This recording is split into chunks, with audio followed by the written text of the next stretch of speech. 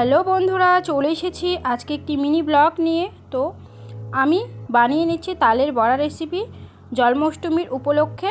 তো বন্ধুরা দেখো, এখানে আমি তালের উপরের অংশটাকে ফেলে দিয়ে তারপরে খোসাগুলোকে ছাড়িয়ে আমি রস বের করে নিচ্ছি একটু আমি জল দিয়ে।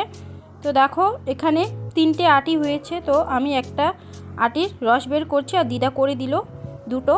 তো এখানে দেখো একটা গামলা একটা থালার মধ্যে নিয়ে নিলাম, তারপরে রসটাকে বের করে নিলাম। তারপরে এখানে দেখো গুড়টাকে গলিয়ে নিয়েছি। তারপর এখানে আমি দিয়ে দিলাম চালের গুঁড়ো, তারপর এখানে দিয়ে দিব আটা। তোমরা চাইলে এটা চিনি দিয়েও বানিয়ে নিতে পারো। তো এখন আমি ভালো মতো করে মেখে নিচ্ছি সবগুলোকেই। তারপর এখানে আমি দিয়ে দিব সুজি।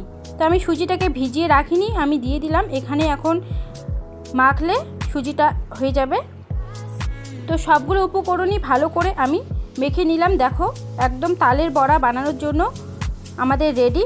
তো এখন দেখো তেল গরম হয়ে গেছে, আমি সর্ষের তেল দিয়ে দিয়েছি আর এখানে তেলের মধ্যে ছোট ছোট করে বড়ার মতো করে আমি দিয়ে দিলাম।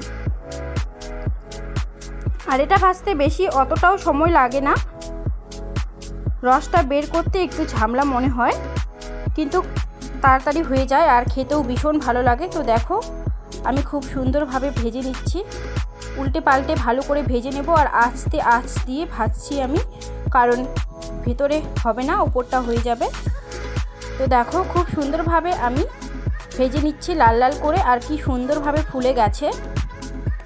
তো এর থেকে আমি আর বেশি ভাজবো না, এর মধ্যেই আমি তেল থেকে নামিয়ে নেব। তো তোমরাও এভাবে বানিয়ে নিও আমার মতো করে। আর কার কার ভালো লাগে এই তালের বড়া রেসিপি অবশ্যই কমেন্টের মধ্যে জানিও। আর জন্মাষ্টমী উপলক্ষে এই রেসিপিটা তোমরা বানিয়ে ঠাকুরকে দিতেই পারো। তো ভিডিওটা ভালো লাগলে লাইক কমেন্ট শেয়ার করে যেও আমার এই মিনি ব্লগটা। আজকে এ পর্যন্তই, বাই বন্ধুরা।